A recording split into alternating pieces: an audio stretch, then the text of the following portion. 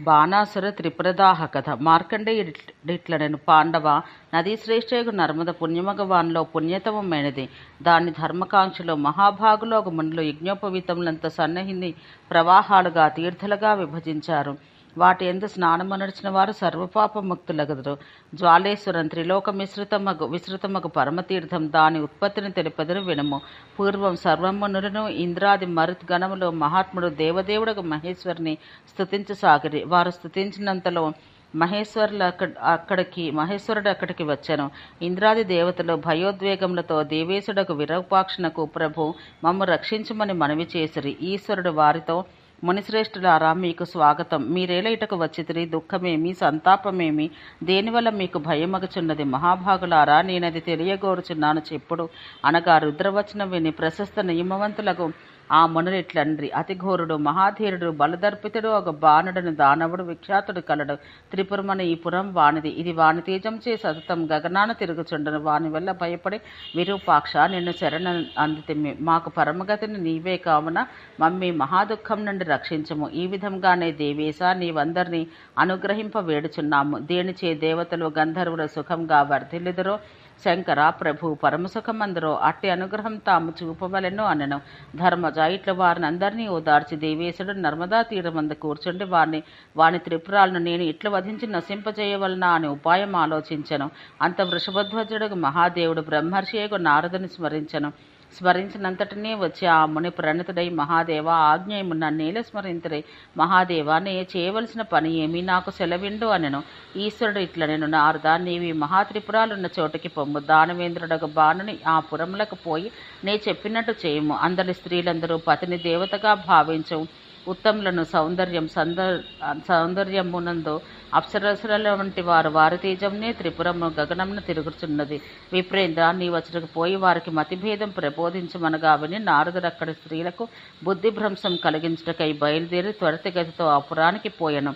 ఆ దివ్యపురం నానారత్నాలతో శోభిల్లుచుండెను. అంతట ముని అచట బలదర్పితుడకు బాణుడు కనబడెను. వాడు మణికుండలాలతో, భుజకీర్తులతో, కిరీటాలతో, వందల కొద్ది బంగారు హారాలతో, చంద్రుని మనోహరములకు రత్నాలతో, రత్న సమృద్ధి గల మొలనూలతో, కనకాభరణములు గల బాహువులతో ప్రకాశించుచుండెను. చంద్రకాంతములతో, మహావ్రజంతో, వజ్రంతో, మనులతో, పగడంతో అలంకృతమై 12 ఆదిత్యులతో సమమై వెలుగు ఉత్తమాసనాన వాడు కూర్చుండి ఉండెను. మహాబలుడుగా ఆ దానవేంద్రుడు నారదుని చూసి లేచి, దేవర్షి, నీవు స్వయంగా వచ్చితివి, అర్ఘ్యపాద్యమును సమర్పింతను అనుచో అవి అర్పించను. ద్విజోత్తమ, నేనేమి చేయాలి? చాలా కాలానికి వచ్చితిరి, విప్రో కూర్చుండు, ఇదిగో ఆసనం అని ఇట్లు పలకరించను. తర్వాత ఋషి సత్తమడుగు నారదునితో, అతని భార్యను మహాదేవియు పట్టపురాణి అగో అనౌపమ్య అను నామె నారద, ఏ ధర్మం చే, వ్రతం చే, నియమం చే, దానం చే, తపం చే దేవతలు సంతుష్టులగుదురు అని అడిగాను. నారదుడు విశేషములు తెలుపుట. నారదుడు అనౌపమ్యకిట్లు చెప్పను. వేదపారంగతుడకు విప్రునికి తిలధేను దానం చేస్తే సముద్ర వనద్వీప సహితంగా భూమినంతా దానమిచ్చినట్లగును. దీని దాతలు తమ శాసనం అందరిపై చెల్లుచుండ కోటి సూర్య సమతేజము కలిగి అన్ని కోరికలు తీర్చు విమానంలో సంచరించుచు అతి చిరకాలం ఆనందింతురు. తీయమామిడి, ఉసిరిగా, వెలగ, రేగు, కదంబం, సంపెంగ, అశోకం, పున్నాగం, పిప్పలం, అరటి, మర్రి, దానిమ్మ, పిచుమందం, ఇప్ప మొదలగు వృక్షములను ఉపవాసపూర్వకంగా దానమియ్యాలి. వెలగదానం చే వెలగ పండ్ల వంటి స్తనములు, అరటిచే అరటి కంబముల వంటి తొడలు కలుగును. దానిచే అందరి వందనములు అందుకొనును. పిచుమంద వృక్షం చే సుగంధి దేహము, సంపెంగచే ఆ పువ్వు వంటి ఛాయ, అశోకం చే శోకరాహిత్యం, ఇప్పచే తీయని మాటలు, మర్రిచే మృదు శరీరం, రేగుచే స్త్రీలకు సౌభాగ్యం సిద్ధించును. కుక్కుటియు, కర్కటి, అరగా, దోసయు దానయోగ్యములే.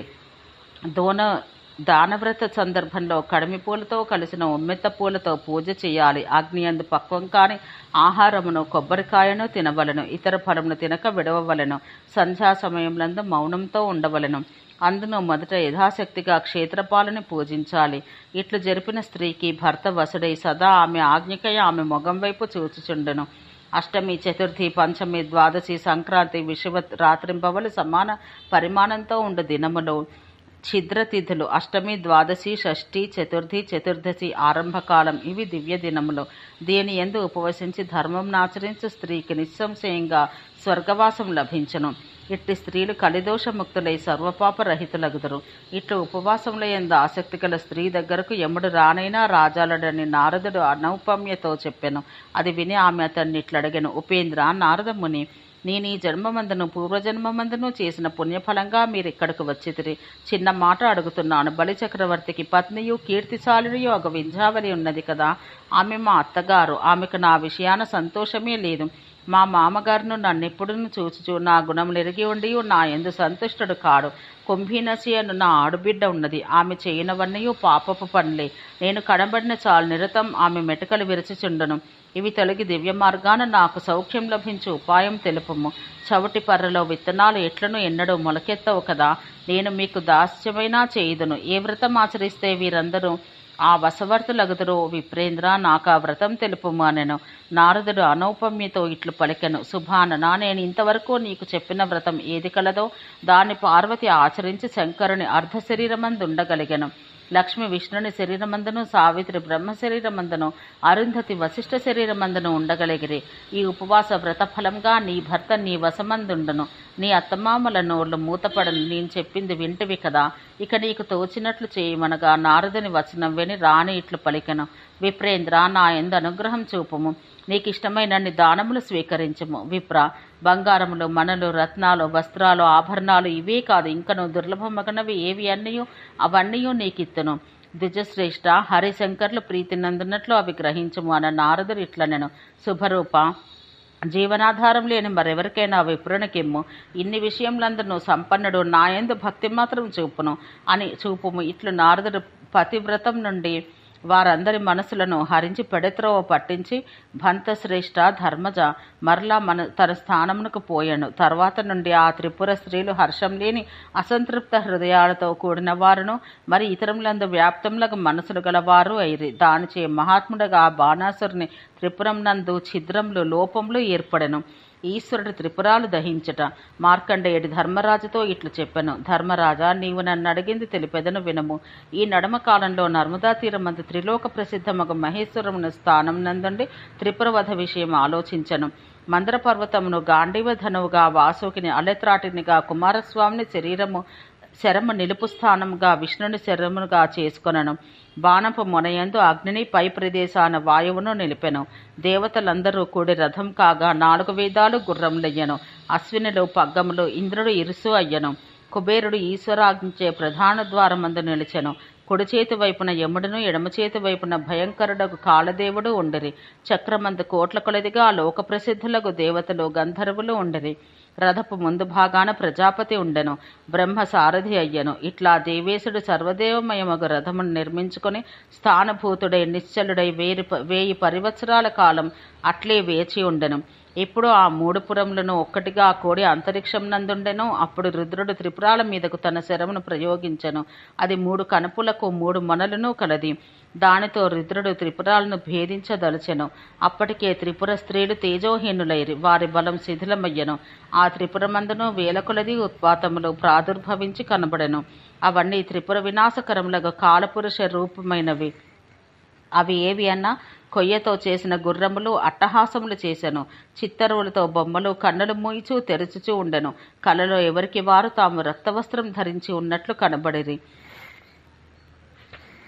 అచటి వారికందరికీ లోక విరుద్ధములకు ఏ విషయములు స్వప్నములందు కనబడేవో అవియో ఉత్పాతములుగా జాగ్రత్త అవస్థలో జనులకు కనబడసాగెను. వారి బుద్ధి బలం హరుని కోపమున నాశమందెను. కల్పాంతమందు వలె ప్రళయమారుతం చెలరేగి వీచసాగెను. ఆ వాయువుచే ప్రేరణందిన అగ్నియు అచటి వారి తళ్లపైగా పరిగెత్తసాగెను. వృక్షములు మండుచుండెను. భవనాలు మొదలగు వాని శిఖరములు పడసాగెను. అంతటను కలవరపాటు, హాహాకారం, చైతన్యం లేకపోవుట వ్యాపించెను. ఉద్యానములన్నీ భగ్నములయ్యను. ఇంతలో ఆ నగరమే ముక్కలు కాసాగెను. ఆ రుద్రుని 3 మనుల శరములతో సర్వనగరము పీడితమయ్యను. వృక్షములు, ఉద్యాన భాగములు, వివిధ గృహములు అన్నీ దగ్ధములయ్యను. ఈ సమృద్ధి గల అగ్ని మనస్సుల రాశి వలె వెలుగుచు 10 దిక్కులందును 10 విధములు భాగములై ప్రవర్తిల్లి వ్యాపించెను. పురమంతా మోదగపు వన్నెతో మండుచూ కనబడెను. పొగమూలాన ఒక ఇంటి నుండి మరి ఒక ఇంటికి పోవుటకు శక్యం కాకపోయెను. అది హరకోపాగ్నిచో దగ్ధమగచు ఏడ్చుచు దుఃఖించుచూ ఉండెను. అట్లా త్రిపురపురం పెద్దగా మండుచుండ ఆ మంటలన్నీ దశలకు వ్యాపించెను. వేల కొలదిగా ప్రాసాద శిఖరాగ్రములు శిథిలములయ్యను. నానా మనలతో విచిత్రంలై కనబడు అనేక విమానాలు, మహాభవనాలు, ఆకాశయానాలు, రమ్యములగు గృహంలో అనేకములు ఆ ప్రజ్వలించు అగ్నిలో కాలిపోయెను.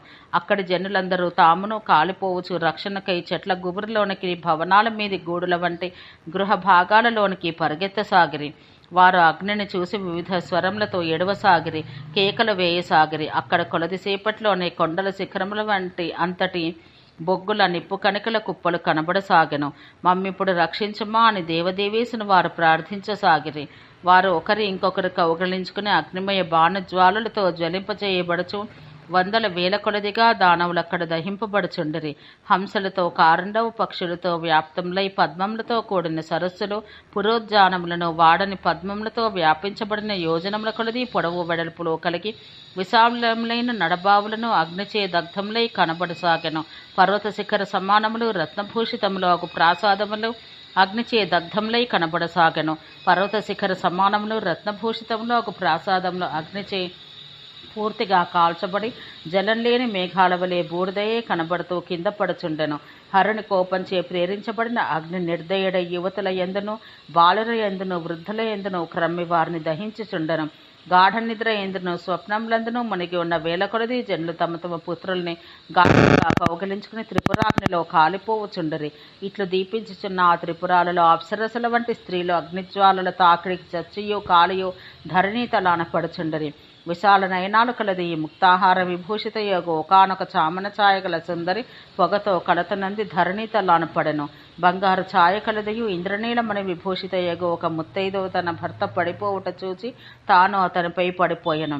గాఢ నిద్రలో తన ఇంట ఉన్న సూర్య తేజస్క ఎగు ఒక స్త్రీ అగ్ని జ్వాలాహతై తెలివి తప్పి పడిపోయెను. గదాహస్రుడై లేచి నిలవబడిన మహాబలుడకు దానవుడు ఒకడు అంతలోనే అగ్నిహోతుడై ధరణి తలాన పడెను. హారములతో, కేయూరములతో దూషిత ఎగు మేఘ సమఛాయగల ఒక యువతి తెల్లని వస్త్రం ధరించి ఉండి తన బాలునికి పాలు త్రావించుచుండి అంతలో బాలుడు కాలుచుండుట చూసి మేఘధ్వనితో ఎడవసాగెను. హరక్రోధ ప్రేరితుడగు అగ్ని త్రిపురాలను ఇట్లు దహించసాగెను. వజ్ర వైఢూర్య భూషితయు చంద్ర సమాన కాంతి సౌమ్య స్వభావయు ఒక యువతి పుత్రుని కౌగిలించుకుని కాలిపోవచ్చు వణుకుచూ నేలబై పడెను. సూర్యుని వలె అద్దం వలె తలతలా మెరయు వన్నెకలదియు లక్ష్మీ అనదగి శోభిల్లు ఒక యువతి వహ్ని దహ్యమానం అగుచు ధరణి తలాన పడిపోయెను. ముల్లపువ్వు వలెను చంద్రుని వలను దేహకాంతి గల ఒకటి తన గృహాన నిద్రిస్తుండగా ఆ గృహం కాలుచుండ అగ్నిజ్వాలలు తాపానికి మేలు కాంచి అంతయు మండుచుండుట చూసి అయ్యో నా సుతుడు మరణించని అని ఏడ్చుచు కుమారుని కౌగిలించుకుని ధరణి తలాన పడెను. బంగారు ఛాయ కలది నీలరత్న భూషితయు ఒక స్త్రీ పొగతో కలవరపడి కింద పడిపోయెను. అనేక దివ్య రత్నాలంకృతయగు తన బాలిక దహించబడుట చూసి దహనుని తాపం చే తోచక ఉండి తాను తన చెలితోడై పట్టుకుని ఉండగా శిరస్సునందు అంజలి ఘటించి అగ్నికి ఇట్లు మనవి చేయసాగెను. నీవు అపకారులకు పురుషులందు పగబూనెను పూనెదవుగాక. గృహమను పంజరమందు కోకిలల వంటి వారకు స్త్రీలు నీకేమీ అపరాధము నడిచారు. పాప, నిర్దయ, నిర్లజ్జ స్త్రీలపై నీకు కోపమేలా? నీకు దాక్షిణ్యం లేదు, లజ్జ లేదు, సత్యం లేదు, శౌర్యం లేదు అనుచో ఈ ఉపద్రవంతో బాధనందిన ఆ స్త్రీ అగ్నిని నిందింపసాగను. శత్రుపక్షం వారి చేయనను స్త్రీలను చంపరాదన్న మాట నీవు వినలేదా? కాని అగ్ని నీ గుణాలన్నీ నాశం విషయమందే ప్రవర్తించుచున్నవి. నీకు స్త్రీలపై దయ లేదు, దాక్షిణ్యం లేదు, కారుణ్యం లేదు. కాలిపోతున్న ఆడవారిని చూచినప్పుడు మ్లేచ్చులకైనా దయ కలుగునే. నీవు ఆ మ్లేచ్చుల కంటే నీచతరుడవు. నిన్నెవరు కాని మానుపజాలరు. ఏలన నీవు బుద్ధిరహితుడవు. ఈ స్త్రీలను ఇట్లు పడగొట్టటలో నీకు కలుగు లాభమేమి? దుష్ట, దయారహిత, సిగ్గులేనివాడా, వేల్చిన దాన్ని ఇళ్ళ తినవాడా, మందభాగ్యుడా, పుణ్యాసలు లేనివాడా, దురాచార, నిర్దయ, అబలను దహించుచున్నావే అనుచు ఆ స్త్రీలింట్లో బహువిధాలుగా విలిపించు నిందావాక్యాలు పలుకుచూ ఉండిరి. మరికొందరు స్త్రీలు తమ బాలుడు మరణించిన శోకంతో ఏమీయూ తోచక ఏడ్చుచుండిరి. వహ్ని, నీవు మా పూర్వశత్రువు వలె నిర్దయుడవై మహాక్రోధంతో దహించుచున్నావే. మ్లేచ్చుడా, నీవు పుష్కరుల యందును బావుల యందును నీటిని కూడా కాల్చితివి. మనసులను కూడా దహించి ఏ గతి పొందింతువో తెలియదు అని ఇట్లు వారు ప్రలాపాలు చేయుచుండ విని అగ్ని ఇట్లు పలికెను. నేను నా ఇచ్ఛతో మీకు నాశం కలిగించటలేదు. నేను శివుని ఆదేశం ఆచరించునే కాని స్వయంగా అనుగ్రహం చూపగలవాడను కాను. రుద్రుని క్రోధం నన్ను ఆవేశించగా అతని ఇచ్ఛానుసరించి నడుచుకొనుచున్నాను అనెను. అంతటి తన ఆసనమందున్న మహాతేజస్కుడగు బాణుడు త్రిపురం జ్వలించుచుండుట చూసి ఇట్లా అనుకొనెను. దేవతలు నన్ను నాశనం అందించిరి. అల్పసత్వులు అనగా మనస్సు నిబ్బరం అంతగా లేనివారు దురాచారులై ఈశ్వరునికి నా మీద నివేదించినారు. శంకరుడు తాను గొప్ప మనసు కలవాడై అయ్యో సరిగ్గా విచారించకయే నన్ను దహిస్తున్నాడు. మహేశ్వరుడు తప్ప నన్ను చంపగలవాడు ఎవరనూ లేరు అనుచు అతడు లేచి నిలిచి త్రిభువనేశ్వరుడుకు లింగరూపుని శిరమున ధరించి పురద్వారం వెలువడెను. పుత్రమిత్రులను మహావిచిత్ర రత్నములను నానావిధ స్త్రీజనమును విడిచెను. లింగమును మాత్రం శిరమున ఉంచుకుని గగనమండలంలోనికి పోవుచు దేవదేవేశుడు త్రిలోకాధిపతి అగు శివునిట్లు స్తుతించసాగెను. శంకర, నీ కోపాగ్నిచే నేను నిర్దగ్ధుడినైతిని అగుచున్నాను. నేను నీకు వజ్రుడునుగా తోచితినేమో అగుగాక. మహాదేవా, నీ ప్రసాద ప్రభావాన నా ఈ లింగం మాత్రం నశించకుండుగాక. దేవా, నేను ఇంతవరకు పరమభక్తితో నీ ఈ లింగాన్ని అర్చించి ఉంటిని కదా, కావున నేను నీకు వజ్రుడనుగా తోచినను ఇది మాత్రం నశించకుండవలెను. మహాదేవా, నీ కోపంచే నేను దహించబడటయు మెచ్చదగిందే. ప్రతి జన్మయందును నేను నీ పాదములందు అత్యంత ఆసక్తి కలవాడను కావలను. నా కోరికను దయతో మన్నించి నన్ను అనుగ్రహించము. ఓ పరమేశ్వర అనుచు తోటక ఛందస్సుతో ఇదే స్తుతింతును అని బాణుడు తోటక వృత్తములతో శివుని అత్యంత భక్తి శ్రద్ధలతో ఈ విధంగా స్తుతించెను. బాణాసురకృత శివస్థుతి. ప్రణవస్వరూప, శుభరూపుడవు, శుభకరుడవు, పాపుల హింసించువాడవు, పాపముల హరించువాడవు, మన్మథ శరీర నాశకుడవు, త్రిపుర నాశకుడవు, అంధకుడు చంపిన వాడవు, శూలధరుడవు, ప్రియురాలకు పార్వతీయందరి ప్రీతితో దేహాన్ని విభజించుకుని సగమామకిచ్చి ఆమెకు ప్రీతిపాత్రుడైన వాడవు, సుందరుడవు, సురాసుర సిద్ధగణముల చేతను హయ కపి సింహ గజముఖులను మిగుల పొట్టివో పొడవైనవో అగు ముఖమును గలవారు అగు ప్రమధుల చేత నమస్కారములు అందుకొను వాడవు అగు నీకు నమస్కారం. వీరు ఇట్టి స్వభావం గల వారను గ్రహింపనలవి కాని దేవతల వల్లను అనేక జన్మములందు కలిగిన వందల కొద్దీ శరీరముల వల్లను చాలా వ్యధరనందితిని. భవుడగు నీ యందు భక్తిగల మతిగల వాడనగు నిన్ను నమస్కరిస్తున్నాను. చలించచుండు చంద్రకళతో వ్యాప్తుడవగ దేవా, నీకు నమస్కారం. దేవా, నాకు పుత్రకళత్ర హయాది ధనం వలదు, సతతం నీ స్మరణం కావలను. ఈ అనేక శతబాహువులతో కూడా నాకు వ్యధయే కలుగుచున్నది. వీని మూలాన నేను నరకగతిని పొందించబడుదునే కాని పుణ్యగతి నందను. వీనిచే జన్మ నివృత్తి కలగదు. పాపమతి అగవాడు నిబద్ధమగు శాస్త్రవిహితమగు పవిత్ర కర్మం విడిచిపెట్టును. కానీ నా మనసు వెనువెంటనే మాటిమాటికి కంపిస్తున్నది, భ్రాంతి నందుచున్నది, భయం అందుచున్నది. అందుకే నన్ను దుష్కర్మం నుండి నివారించుచున్నది.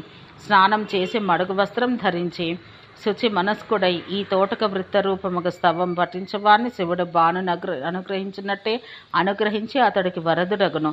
ఈ మహాదివ్య స్తవం విని మహేశ్వర మహాదేవుడు బాణుని యందు ప్రసన్నుడై అతనితో ఇట్లనెను. వత్స దానవ, భయమందకము. నీవు నీ పుత్ర పౌత్ర మిత్ర బంధు భార్య తద్బంధుజనులతో కూడా సువర్ణ నగరమందుందువు. ఇక మీదటను నీవు దేవతలకు అవధ్యుడవగదువు అని ధర్మరాజా, శివుడు అతనికి ఇంకనూ మరొక వరం ఎవరి వల్ల దేని వల్ల భయం లేక అక్షయం అవ్యయం అనగా నశించనిది మార్పు లేనిది అగు లోకమందు విహరించినట్టు వరం కూడా ఇచ్చెను. అంతట మహాత్ముడకు రుద్రుడు అగ్నిని నివారించి బాణుని మూడవ పురమును రక్షించను. స్వర్ణ రజత లోహపురములలో బంగారుపురం కొంతకాలక మిగిలను. అది దివ్యమై రుద్ర తేజ ప్రభావాన గగనతలాన తిరుగుచుండరు. మహాత్ముడకు శంకరుడు ఇట్లు త్రిపుర దహనము నడిచెను. అవి జ్వాలామాలలతో ప్రదీప్తములగుచు ధరణీతలాన పడెను. వానిలో ఒకటి శ్రీశైల సమీపాన త్రిపురాంత కానపడెను. రెండవది అమరకంటక పర్వతాన నర్మదా తీరమున పడెను. త్రిపుర దాహానంతరం అమరకంటక పర్వతమున కోటి రుద్రులు ప్రతిష్ఠించబడిరి. అక్కడ అది జ్వలించు పడినందున ఆ ప్రదేశం జ్వాలేశ్వరం అనబడెను. ఆ మండడు త్రిపురఖండపు జ్వాలలు పైకి బయలుదేరి ద్విలోకానికి పోయెను. అప్పుడు దేవతలు అసురులు మహాహాహాకారాలు చేసిరి. మహేశ్వర అనుగ్రహ పాత్రమైన బాణుని సువర్ణపురమందలి అగ్ని మరి ప్రజ్వలించకుండా రుద్రుడిని స్తంభింపచేసెను. రాజా, పూర్వం అమరకంటకాన జరిగిన వృత్తాంతమిది. ఈ అమరకంటక పర్వతమందు నృతినందు వాడు 1030 కోట్ల సంవత్సరముల పాటు చతుర్దశ భువన సుఖములను అనుభవించును. తర్వాత భూతలాను ధార్మికుడకు రాజగును. పృథువుని ఏకఛత్రంగా పాలించును. ఇందు సంశయం లేదు. మహారాజా, అమరకంటక పర్వతం ఇంత పుణ్యకరమైనది. చంద్ర సూర్య గ్రహణ కాలం అందట యాత్ర చేసినచో అశ్వమేధ ఫలమునకు 10 రెట్ల ఫలం కలుగునని పెద్దలందరూ. ఇట్లదంతయు పుణ్యమే. దాని మనసా స్మరించినా నోడు చాంద్రాయణ వ్రతంలో ఆచరించినంత ఫలం లభించును. ఇది త్రిలోక ప్రసిద్ధ ప్రదేశం. పుణ్యకరమగ ఈ అమరకంటకం సిద్ధగంధర్వ సేవితమగు పర్వత శ్రేష్టం. నానా వృక్షలతా వ్యాప్తం, నానా పుష్పశోభితం. వేల కొలది మృగములను వ్యాఘ్రములను దానిని ఆశ్రయించి ఉండును. రాజా, దాని యందు దేవితో కూడి మహేశ్వరుడు, బ్రహ్మయు, విష్ణువు, చంద్రుడు, విద్యాధరులు, ఋషులు, యక్షకిన్నర్లు, వాసుకి, అతని అనుచరులకు పన్నగ శ్రేష్ఠులు సన్నిహితులై దాన్ని ఆశ్రయించి ఉందరు.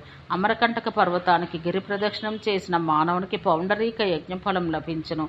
ఈ అమరకంటకానికి తర్వాతిది అగు జ్వాలేశ్వరమను తీర్థం సిద్ధులు సేవించినది. దాని యందు స్నానమాడిన వారు పునరావృత్తి లేక శాశ్వత స్వర్గసుఖమందుదురు. చంద్ర సూర్య గ్రహణ సమయంలందు ఇందు స్నానమాడిన వారు సర్వకర్మ వినిర్ముక్తులై జ్ఞాన విజ్ఞాన సంయుతులగుదురు. ప్రళయకాలం వరకు రుద్రలోక వాసులగుదురు. అమరులనగా దేవతలు కావున వారిచుట ఉందరు. కావునను దీనికి అమరకటకమని వ్యవహారం. కటకమనగా వసతి స్థానమని అర్థం. అమరులకు నివాస స్థానం కావున అమరకటకం అనబడింది. దేవతాత్మకమును అమరేశుని స్థానముగా ఈ అమరకంటక పర్వతపు రెండు పక్కలందును సుబ్రతులకు ఋషిముఖ్యులు తపమాచరించుచుందరు. అమరకంటకానికి చుట్టూను గల యోజన దూరంలో నర్మదా నది శుభజలం నందు స్నానమాడిన వారు పాపముక్తులై రుద్రలోకమందుదురు. ఓం శాంతి శాంతి శాంతి.